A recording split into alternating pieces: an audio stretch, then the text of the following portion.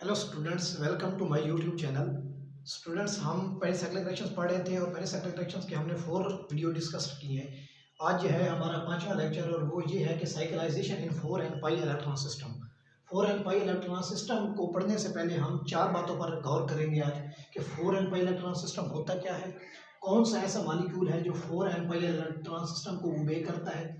Third, हम पढ़ेंगे कि थर्मल साइक्लाइजेशन क्या होती है और फोटोकेमिकल साइक्लाइजेशन क्या होती है। हर साइक्लाइजेशन में हम ऐसा मॉलिक्यूल जो 4 एन पाई इलेक्ट्रॉन सिस्टम को ओबे करेगा उसकी कान और डिस रोटेशन करवाएंगे और देखेंगे कि किस रोटेशन के नतीजे में सिमेट्री अलाउड प्रोसेस होता है और किस रोटेशन के नतीजे में सिमेट्री फॉरबिडन प्रोसेस होता है। इसी तरह फोटोकेमिकल साइक्लाइजेशन में भी हम पहले कान रोटेशन करवाएंगे, फिर डिस रोटेशन करवाएंगे उस मॉलिक्यूल की जो 4 एन पाई इलेक्ट्रॉन सिस्टम को ओबे करता है और देखेंगे कि कौन सा सिमेट्री अलाउड प्रोसेस करता है और कौन सा सिमेट्री फॉरबिडन प्रोसेस करता है। तो आज स्टूडेंट डिस्कस करते हैं कि what is 4 n system. 4 n system के इसमें एन क्या है, एन 1 2 3 हो सकता है हमारे पास। सपोज अगर एन हमारे पास 1 है तो 4 एन क्या होगा, 4 इंटू 1 इज इक्वल टू 4। अगर हमारे पास एन 2 है तो 4 एन क्या होगा, 4 इंटू 2 इज इक्वल टू 8। इसी तरह अगर हमारे पास एन क्या है, 3 है तो वो होगा 4 इंटू 3 इज इक्वल टू 12। तो हमारे पास 4 एन पाई इलेक्ट्रॉन सिस्टम ऐसा सिस्टम होता है जिसमें या 4 पाई इलेक्ट्रॉन हो या 8 पाई इलेक्ट्रॉन हो या 12 पाई इलेक्ट्रॉन हो। तो हम डिस्कस करते हैं कि 4 एन पाई इलेक्ट्रॉन सिस्टम की एग्जांपल क्या है। इसकी एग्जांपल है 1,3 ब्यूटाडाइईन। ब्यूटाडाइईन में हमारे पास 4 कार्बन एटम होते हैं। 1,3 ब्यूटाडाइईन के सबसे पहले हम मॉलिक्यूलर ऑर्बिटल रिप्रेजेंटेशन ड्रा करते हैं। ये उस हमने इसकी मॉलिक्यूलर ऑर्बिटल रिप्रेजेंटेशन ड्रा की है। स्टूडेंट्स, मॉलिक्यूलर ऑर्बिटल रिप्रेजेंटेशन के लिए हमने सेकंड लेक्चर डिस्कस किया था। आप यूट्यूब पर जाएंगे और सर्च करेंगे कि मॉलिक्यूलर ऑर्बिटल रिप्रेजेंटेशन बाय उमर सैल ऑफिशियल, तो वहाँ पे आपको वो लेक्चर मिलेगा और आपको वो लेक्चर जरूर देखना चाहिए क्योंकि मॉलिक्यूलर ऑर्बिटल रिप्रेजेंटेशन नहीं आएगी तो एफएमओ नहीं आएगी। मॉलिक्यूलर ऑर्बिटल थ्योरी की एप्लीकेशन है एफएमओ यूजिंग होमो एंड लोमो। तो स्टूडेंट्स, हमने ये डिस्कस की है 1,3 ब्यूटाडाइईन की ये MOT molecular representation diagram draw की है। तो सबसे पहले हम पढ़ते हैं कि थर्मल साइक्लाइजेशन में कान रोटेशन के केस में क्या होगा और डिस रोटेशन के सिलसिले में क्या होगा। तो सबसे पहले हम क्या करते हैं कि थर्मल कंडीशन में जो हमारे पास मॉलिक्यूल है वो कौन से स्टेट में है, ग्राउंड स्टेट में है और इसमें जो होमो है वो कौन है, साई 2 है। तो हम लिख सकते हैं कि molecule is present in the ground state. Molecule thermal condition में हमारे पास ग्राउंड स्टेट पर है, होमो हमारे पास साई 2 है। और इसकी सिमेट्री क्या होगी, अगर हम सपोज यहाँ पर मिरर रखते हैं तो ये एक दूसरे के मिरर इमेज नहीं है, ये मिरर सिमेट्री नहीं है, ये क्या है, प्लेन सिमेट्री है क्योंकि इसके जो डायगोनल्स हैं वो आपस में मैच कर रहे हैं, इसीलिए सिमेट्रिक फॉर C2 सिमेट्री। तो थर्मल साइक्लाइजेशन में हम क्या पढ़ेंगे कि मॉलिक्यूल कौन सी स्टेट में है, ग्राउंड स्टेट में है, होमो कौन सा है, साई 2 है और सिमेट्री क्या है, C2 है।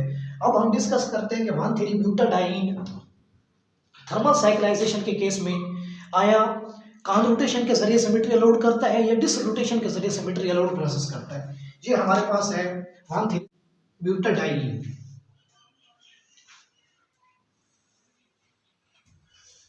ये हमारे पास इसके 2 ऑर्बिटल्स हैं। एक ऑर्बिटल हमारे पास इसकी सिमेट्री हमारे पास C2 सिमेट्री है, एक ऑर्बिटल पॉजिटिव माइनस और एक है माइनस पॉजिटिव। इसमें हमारे पास साइड 2 में हमेशा एक नोड होता है तो वो हमारे पास ये नोड है। अब हम इसकी क्या करवाएंगे, थर्मल कंडीशन में हम इसकी सबसे पहले कान रोटेशन करवाएंगे। कान रोटेशन का मतलब ये है कि दोनों ऑर्बिटल्स को हम सेम डायरेक्शन में क्लॉकवाइज रोटेट करेंगे। जब हम दोनों ऑर्बिटल्स को सेम डायरेक्शन में रोटेट करेंगे तो इसका ये ऑर्बिटल, इसका पॉजिटिव यहाँ आ जाएगा और माइनस इधर चला जाएगा और इसका पॉजिटिव इधर आ जाएगा, माइनस इधर चला जाएगा।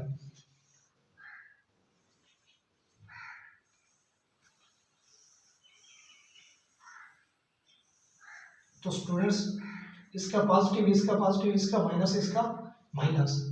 तो हुआ क्या स्टूडेंट्स, हुआ ये है कि दोनों बॉन्डिंग ऑर्बिटल्स एक दूसरे के साथ ओवरलैप कर रहे हैं। तो इसका मतलब ये है कि हमारे पास नया प्रोडक्ट बन जाएगा और जो नया प्रोडक्ट बनेगा उसमें सिग्मा बॉन्ड की फॉर्मेशन होगी। और हमें पता है कि इलेक्ट्रोसाइक्लिक रिएक्शन में कॉन्जुगेटेड पॉलीईन के एंड वाले जो कार्बन होते हैं उनके दरमियान क्या बनता है, सिग्मा बॉन्ड बनता है।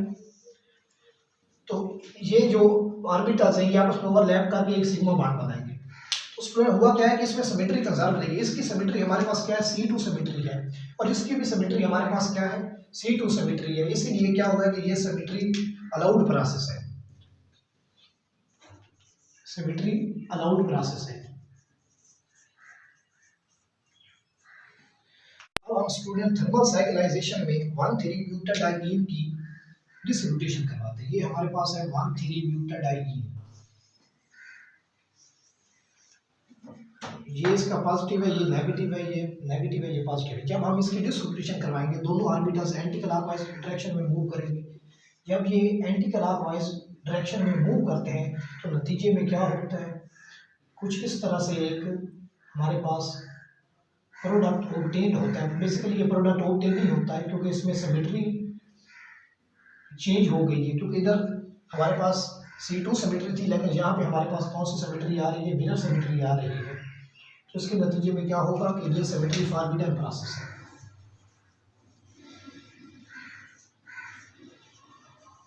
तो स्टूडेंट्स, हमने ये रिजल्ट निकाला है कि थर्मल कंडीशन में कॉन रोटेशन होती है और कॉन रोटेशन के नतीजे में सिमेट्री कंजर्व रहती है, लेकिन डिस रोटेशन के नतीजे में सिमेट्री फॉरबिडन प्रोसेस होता है। नेक्स्ट अब हम पढ़ते हैं फोटोकेमिकल साइक्लाइजेशन। फोटोकेमिकल साइक्लाइजेशन में हमारे पास जो मॉलिक्यूल है वो ऑक्साइडेड स्टेट में है और जो होमो है वो Psi3 है। तो हम लिख सकते हैं कि molecule is present in the excited state and the homo for excited state is Psi3। Next हम अगर यहाँ पे एक मिरर रख दें तो हमारे पास क्या होगा कि ये एक दूसरे के मिरर इमेज होंगे, तो इससे ये होगा कि ये मिरर सिमेट्री को फॉलो करता है, इसलिए हम लिख सकते हैं कि symmetric for mirror symmetry. Next हम 1,3-ब्यूटाडाइईन की फोटोकेमिकल साइक्लाइजेशन करवाते हैं। ये हमारे पास है 1,3-ब्यूटाडाइईन।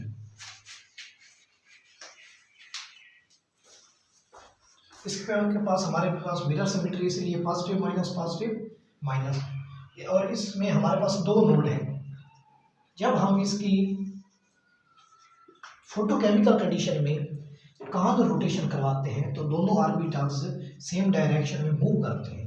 जब दोनों ऑर्बिटल्स स्टूडेंट सेम डायरेक्शन में मूव करते हैं, ये ऑर्बिटल जब क्लॉकवाइज मूव करेगा तो ये पॉजिटिव इसका इधर आ जाएगा, माइनस इधर चला जाएगा, ये इसका पॉजिटिव है और ये इसका माइनस है। जब ये ऑर्बिटल इधर मूव करेगा तो इसका माइनस इधर आ जाएगा और पॉजिटिव इधर चला जाएगा। तो इसमें क्या होगा कि एंटी बॉन्डिंग मॉलिक्यूलर ऑर्बिटल एक दूसरे के साथ आ गए, इसीलिए ये सिमेट्री फॉरबिडन प्रोसेस है। तो हम कह सकते हैं कि फोटोकेमिकल साइक्लाइजेशन में 4n पाई इलेक्ट्रॉन सिस्टम में कॉन रोटेशन वो सिमेट्री फॉरबिडन प्रोसेस होता है। नेक्स्ट हम फोटोकेमिकल साइक्लाइजेशन में डिस रोटेशन करवाते हैं 1,3-ब्यूटाडाइईन की। तो क्या होगा, इसमें यही रिएक्टेंट 1,3-ब्यूटाडाइईन, अब हम इसकी करवाते हैं डिस रोटेशन। तो क्या होगा, एक ऑर्बिटल क्लॉकवाइज मूव करेगा, दूसरा एंटी क्लॉकवाइज मूव करेगा। जब दूसरा ऑर्बिटल एंटी क्लॉकवाइज मूव करेगा तो हमारे पास इसका पॉजिटिव इधर आ जाएगा, माइनस इधर चला जाएगा, और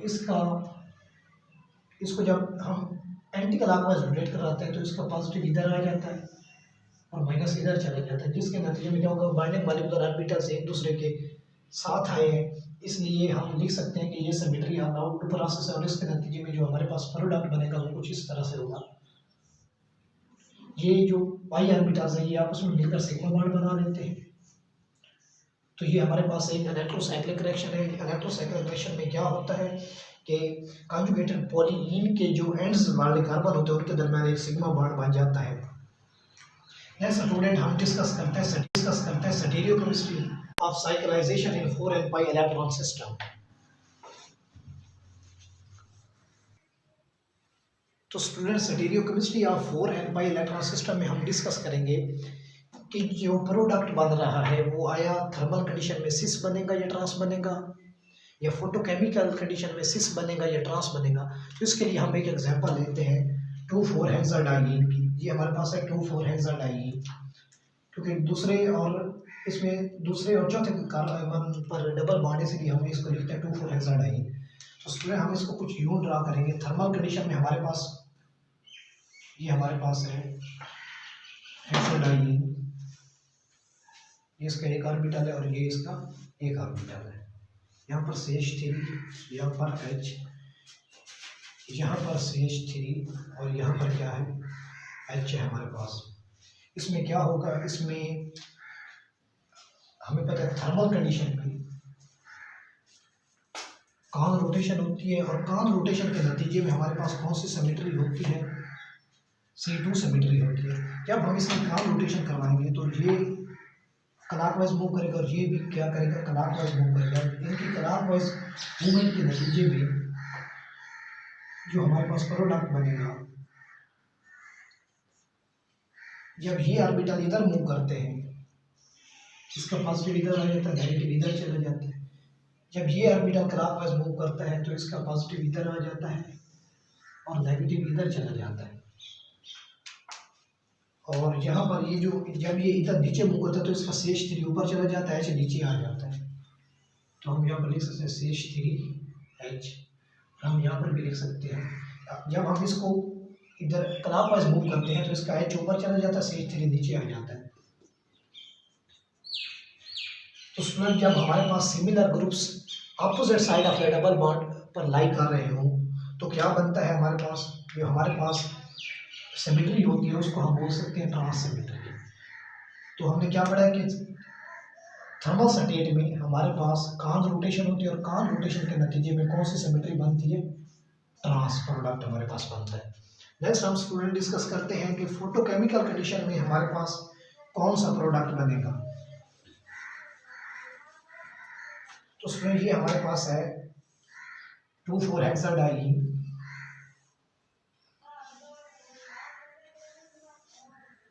यहाँ पर H, यहाँ पे CH3, ये पॉजिटिव ये नेगेटिव। हमें पता है कि जब हमारे पास फोटोकेमिकल कंडीशन हो रही होती है, फोटोकेमिकल साइक्लाइजेशन के नतीजे में हमारे पास जो सिमेट्री होती है वो C2 सिमेट्री नहीं होती, वो हमारे पास मिरर सिमेट्री होती है।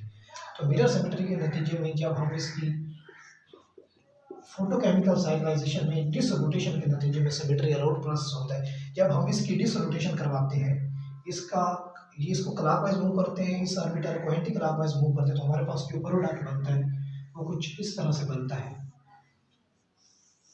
इसका पॉजिटिव इधर आएगा तो नेगेटिव इधर चला जाता है। जब इसका पॉजिटिव इधर आता है, नेगेटिव इधर चला जाता है, तो ये CH3 ऊपर चला जाता है और H नीचे आ जाता है। जब हम इसको एंटी क्लॉकवाइज मूव करते हैं तो इसका पॉजिटिव इधर आ जाता है और नेगेटिव इधर चला जाता है। तो हमारे पास होगा क्या है कि जब हम इसको इधर मूव करते हैं तो इसका CH3 ऊपर चला जाता है और H नीचे आ जाता है। अगर स्टूडेंट्स आप गौर करें तो क्या हुआ है हमारे पास कि सिमिलर ग्रुप्स जो है वो same side of the double bond है, तो इसलिए हम कह सकते हैं कि ये हमारे पास सिस सिमेट्री बनी है।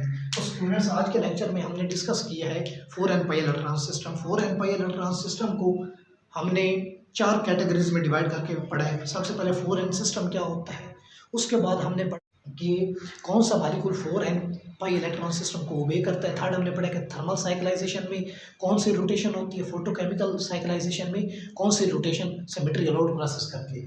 लास्ट में हमने पढ़ा है कि थर्मल कंडीशन में स्टीरियोकेमिस्ट्री क्या होगी उस रिएक्टेंट की, उस मॉलिक्यूल की, और फोटोकेमिकल साइक्लाइजेशन में उस रिएक्टेंट की क्या होगी, स्टीरियोकेमिस्ट्री। तो हम एक ओवरव्यू यहाँ पे लिख लेते हैं कि हमारे पास जो रिजल्ट निकला है, नेट रिजल्ट, वो ये निकला है कि थर्मल कंडीशन में हमारे पास कान रोटेशन होती है और C2 सिमेट्री होती है, जिसके नतीजे में क्या होता है, ट्रांस प्रोडक्ट बनता है। और फोटोकेमिकल कंडीशन में हमारे पास डिसरोटेशन होती है, डिसरोटेशन के नतीजे मिरर सिमेट्री होती है, मिरर सिमेट्री के नतीजे में हमारे पास क्या प्रोडक्ट बनता है, सिस प्रोडक्ट बनता है। तो स्टूडेंट्स, ये था हमारा आज का लेक्चर। हम नेक्स्ट वीडियो में पढ़ेंगे कि 4n+2 इलेक्ट्रॉन सिस्टम क्या होता है। तो अब तक हमने इलेक्ट्रोसाइक्लिक रिएक्शंस के 3 लेक्चर डिस्कस किए। सबसे पहले इलेक्ट्रोसाइक्लिक रिएक्शंस होती क्या हैं, उनकी प्रॉपर्टीज़ क्या हैं, उनके एग्जाम्पल क्या हैं। तीसरे लेक्चर में हमने ये पढ़ा था। चौथे लेक्चर में हमने पढ़ा था इलेक्ट्रोसाइक्लिक रिएक्शन को पढ़ने के लिए हम FMO थ्योरी का सहारा लेते हैं, और FMO थ्योरी को हमने 3 कैटेगरीज में डिवाइड किया था। सबसे पहले हमने उसकी स्टेटमेंट पढ़ी थी, उसके बाद उसकी हमने डिस्कवरी पढ़ी थी, और थर्ड पे हमने उसके पोस्टुलेट पढ़े थे।